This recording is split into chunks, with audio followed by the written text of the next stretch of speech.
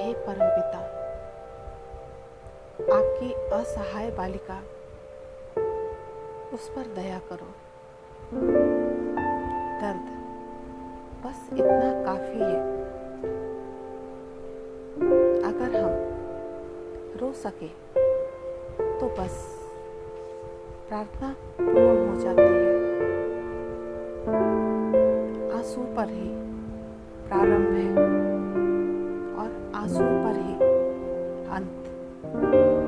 शेष सब फूल पर आए हैं। आंसुओं के फूल ही अपने हैं। शेष हम जो भी आयोजन करते हैं वो सब स्थूल है। स्थूल आयोजन की कोई आवश्यकता नहीं। सूक्ष्म में भाव जगे, सूक्ष्म में तरंग जगे। मौलिक बात है कि अंतरतम में उठे भाव उठा कि भक्ति हो गई। शायद किसी को सुनाई ना पड़े। जरूरी भी नहीं है कि आंख से आंसू प्रकट ही हो, आंख गीली हो जाए, इतना काफी है। आंख तक आंसू आए ये भी जरूरी नहीं है। हृदय गीला हो जाए इतना काफी है। हृदय की आर्द्रता प्रार्थना है। बस प्रेम ही जीवन का शीर्षक है। ऐसी भाव दशा का नाम ही प्रार्थना है। इसमें ना कोई आयोजन करना होता है, ना कोई अर्चना करनी होती है, ना पूजा के थाल सजाने होते हैं। ये वृक्ष खड़े हैं चुपचाप। यह एक प्रार्थना है। पक्षी गाते हैं, यह उनकी प्रार्थना है। आकाश में बादल भटकते हैं, यह उनकी प्रार्थना है। सागर की तरफ दौड़ती नदियां प्रार्थनारत हैं, अस्तित्व प्राप्ति में लीन है। आयोजन तो कहीं भी प्रार्थना का नहीं हो रहा है। आयोजन तो सिर्फ हम इंसान करते हैं और इंसान की प्रार्थना अक्सर झूठी हो जाती है। इंसान मंदिर बनाता है, मूर्ति बनाता है, प्रसाद की थाली सजाता है, मंत्र पाठ करता है। ये सब झूठे हैं। प्रार्थना तो चल ही रही है। इस सन्नाटे में, बूंदों की टप टप में, प्रतिपल प्रकृति में प्रार्थना चल रही है। पर हम बेहोश हैं, तो प्रार्थना को कैसे सुन सकते हैं? जब कभी मन में कहने का भाव आ जाए तो कह दिया, लेकिन कहने से प्रार्थना का कोई संबंध नहीं है। अनकही भी पूरी हो जाती है।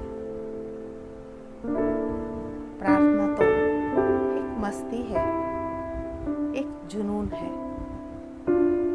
लेकिन हमने प्रार्थना का इतना क्रियाकांड बना लिया है, इतना गणित बिठा लिया है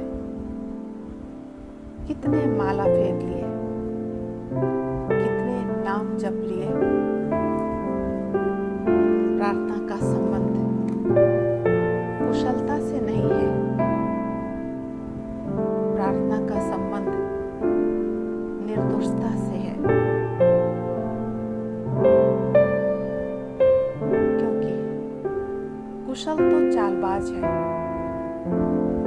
गणित और परम पिता का कोई संबंध नहीं जुड़ता। जहां गणित आया उससे संबंध टूट जाता है। गणित तो दुनिया की लेन देन की बात है। प्रेम का गणित से क्या लेना देना। प्रेम के रास्ते तो अनूठे होते हैं। उस परम पिता के प्रेम में जो डुबकी मार लेता है, उसका ध्यान सतत भीतर ही बहता रहता है। धुन बन जाती है और सतत ये धुन चलती रहती है।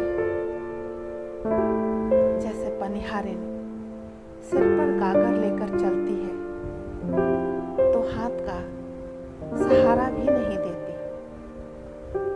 सहेलियों से बात करती है, गीत गाती है, पर ध्यान उसका अपनी गागर में लगा रहता है।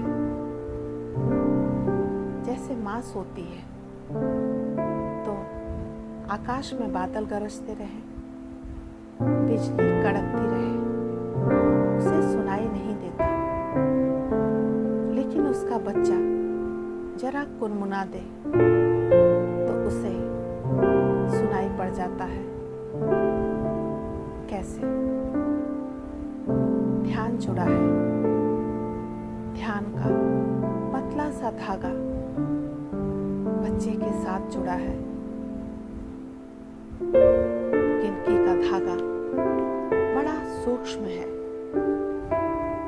परमपिता के ध्यान की धारा बहती रहती है हमारे अंदर, प्रतिपल प्रतिक्षण। ये भी उसकी अनुकंपा है। तभी तो एक एक पल, एक क्षण भी वो हमें अकेले नहीं रहने देता। उसका ध्यान हम में बंधा ही रहता है। और फिर ध्यान बन जाए तो नरक भी स्वर्ग है और विरह की रात्रि भी मिलन की रात्रि है। इंसान मुसीबत में अगर हिम्मत ना हारे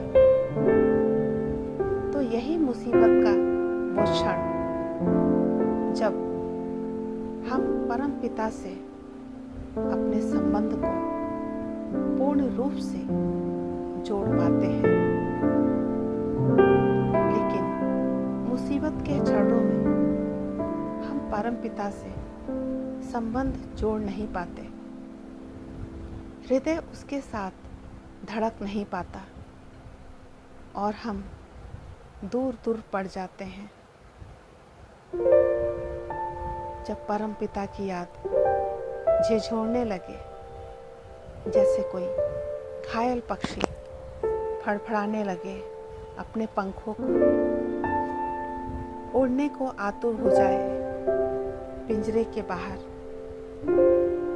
बस दिल में परम पिता की याद हो,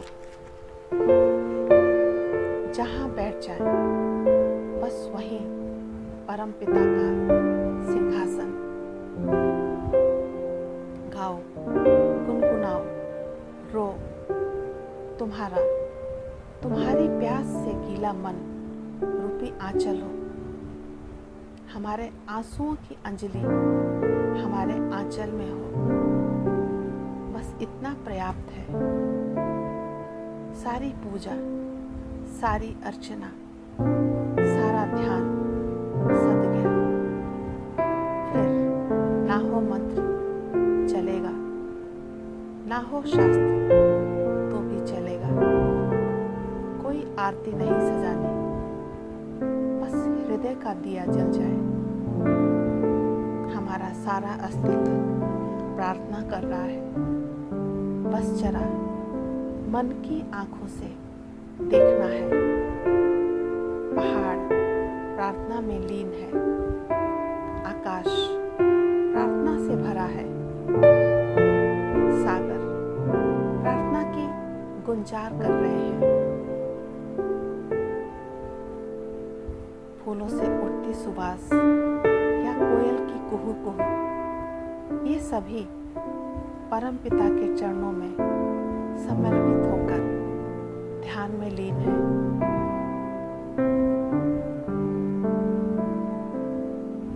प्रार्थना प्रेम का ही निखार है, प्रार्थना प्रेम पर ही रखी गई धार है। अगर प्रेम फूल है तो प्रार्थना सुवास है, और अगर प्रेम दिया है तो प्रार्थना ज्योति।